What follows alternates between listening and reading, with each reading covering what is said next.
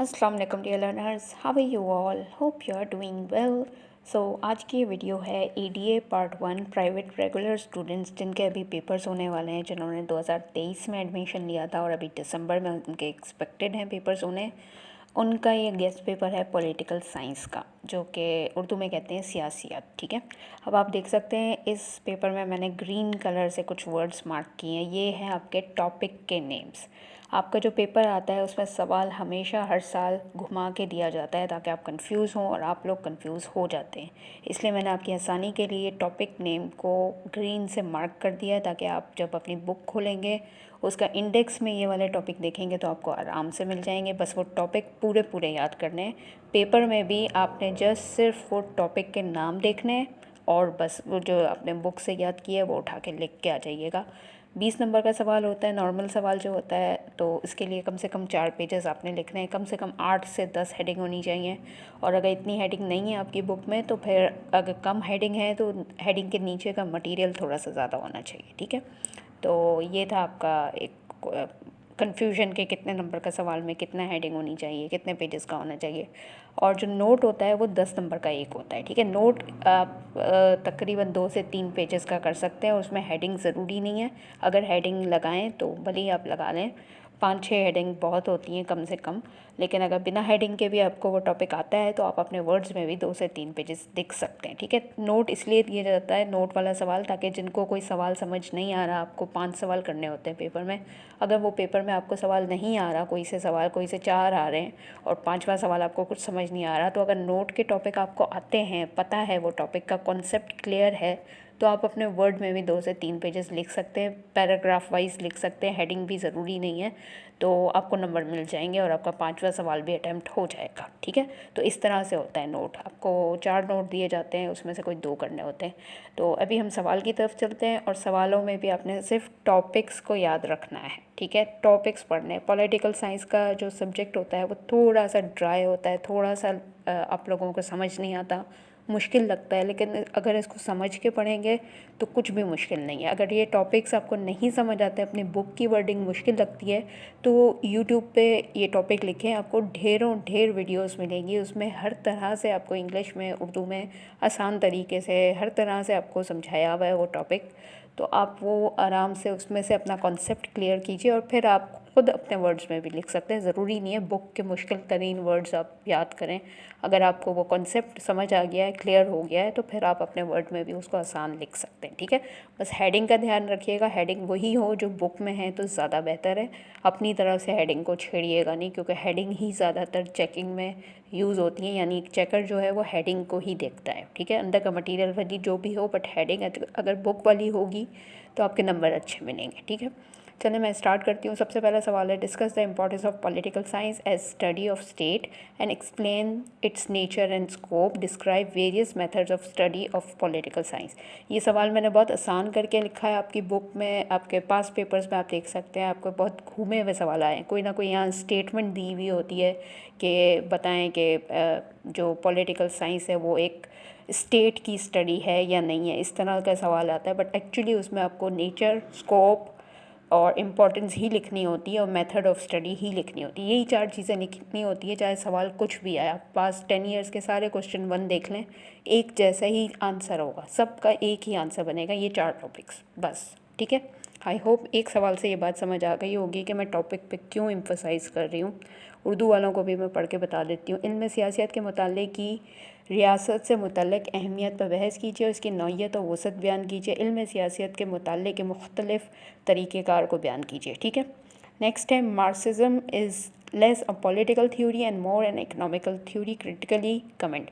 Marks की जो सियासी नज़रिया है, मार्क्स का जो नज़रिया है, आपको बस वो याद करना है, वो पूरा का पूरा यहाँ आंसर में छाप देना है, चाहे कुछ भी लिखा हो। नेक्स्ट है, discuss the idealistic state of Plato and how far can it be applicable in a modern state. अफलातून की मिसाली रियासत का जायज़ा लीजिए और जदीद रियासत में इस तस्वर का नफाज किस हद तक मुमकिन है। अब जदीद रियासत में आपको अफलातून अपने बुक में मिलेगा। जदीद रियासत वाला जो चैप्टर है उसमें आपने अफलातून याद कर लेना है। वो जो अफलातून की पूरी थ्योरी है वही जदीद रियासत में आइडियलिस्टिक यानी मिसाली रियासत की थ्योरी है, पूरी की पूरी अफलातून की। ठीक है, नेक्स्ट आ जाते हैं आप, describe the fundamental principle of an Islamic state and explain the theory of खिलाफत ऑफ इब्ने खुल्दून। इब्ने खुल्दून की जो खिलाफत का नज़रिया है वो आपने पूरा का पूरा लिखना है, बस सिंपल एज दैट। नेक्स्ट है, what do you know about political system. सियासी निज़ाम से मुतल्लिक़ आप क्या जानते हैं, पूरा सियासी निज़ाम वाला टॉपिक याद कीजिएगा, उसकी मफ़हूम, उसकी तारीफ़ें, उसके बारे में जो भी डिटेल है, पूरा पॉलिटिकल सिस्टम याद कीजिएगा। फिर discuss system analysis with reference to David Easton. David Easton और एक दो और लोग हैं, उनकी जो एनालिसिस है पॉलिटिकल सिस्टम के हवाले से वो याद कर लीजिएगा। डेविड ईस्टन ज़्यादा इम्पॉर्टेंट है, बाकी के दो को भी पढ़ लीजिएगा। अगर उनके एनालिसिस पूछें तो वो आप लिख दीजिएगा, लेकिन आपको यहाँ पे पॉलिटिकल सिस्टम पूरा लिखना है कि क्या होता है पॉलिटिकल सिस्टम, उसके क्या मज़ीद ब्रांचेस होती हैं, किस तरह से चलता है, क्या है। फिर उसमें रेफरेंस जिसका भी है, चाहे डेविड ईस्टन का है या किसी और का है, वो फिर आपने उसमें लिख लेना है साथ में, ठीक है। इसलिए कह रही हूँ पहले इसको ज़्यादा याद कीजिएगा, उसके बाद बाकी के जो दो लोग हैं उनका भी पढ़ लीजिएगा। नेक्स्ट है, define the parliamentary and presidential form of government. यहाँ पे भी मैंने गवर्नमेंट को वो किया है, मार्क किया है, यानी कि ये इंपॉर्टेंट टॉपिक है। गवर्नमेंट तर्ज़ हुकूमत आपने अच्छी तरह से याद करना है, पूरा टॉपिक कि क्या होता है, कैसे तर्ज़ हुकूमत चलती है, कैसे हुकूमत बनती है, कैसे चलती है, उसके क्या क्या पार्ट्स होते हैं। फिर उसमें पार्लियामेंट्री और प्रेसिडेंशियल यानी सदारती और जो पार्लियामानी निज़ाम है उसको भी आपने पढ़ना लाजमी है, ये इम्पॉर्टेंट है, ठीक है। ये पूरा सिस्टम, पूरा टॉपिक ही इम्पॉर्टेंट है, तो इसलिए मैंने ये पूरा ही गवर्नमेंट और तर्ज़ हुकूमत को मार्क कर दिया। मुझे पता है ये पूरा एक चैप्टर है। अब ये नहीं कहिएगा मिस इतना सारा कैसे करेंगे, बेटा जो चीज़ इम्पॉर्टेंट है वो तो करनी है ना, पेपर पास करना है या नहीं, तो इसलिए मैंने दिया है, ठीक है। नेक्स्ट है, define sovereignty with reference to John Easton. Sovereignty यानी कि आपकी इक़्तिदार आला को आपने पूरा अच्छी तरह से पढ़ना है। फिर वेस्टर्न और इस्लामिक कॉन्सेप्ट जो है, मगरबी और इस्लामी तसव्वुर जो इक़्तिदार आला का है वो आपने अच्छी तरह से पढ़ना है। मैं पूरा सवाल भी नहीं पढ़ रही, बस आपने ये वाले टॉपिक्स अच्छी तरह से पढ़ने हैं। उसमें जॉन ईस्टन का जो रेफरेंस है वो 1-2 लाइन का, 4-5 लाइन का होगा, वो आप याद कर लीजिएगा। वो इसमें इन्हेंस करने के लिए एक पैराग्राफ आपने लिखना है, बाकी पूरी डिटेल बतानी है आपको इक़्तिदार आला यानी सोवरेनिटी की, ठीक है।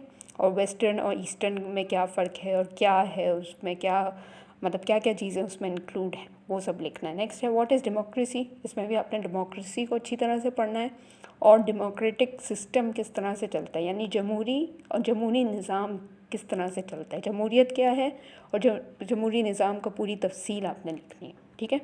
नेक्स्ट है जुडिशरी, अदलिया। अदलिया भी आपने पूरा याद करना है, ये मैं आपको दोबारा बता रही हूँ।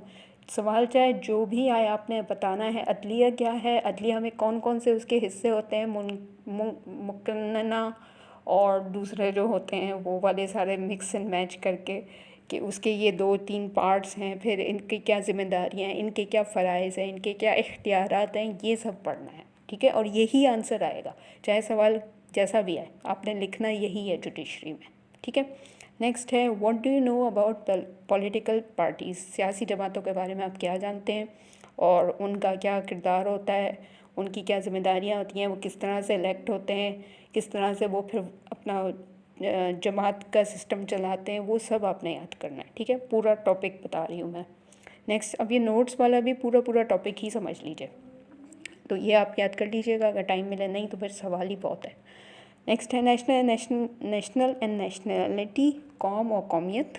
दूसरा है सोशलिज़म।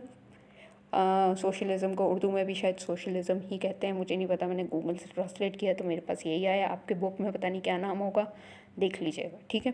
लोकल गवर्नमेंट यानी मकामी हुकूमतें। नेक्स्ट है एलिमेंट्स ऑफ स्टेट, रियासत के अनासर।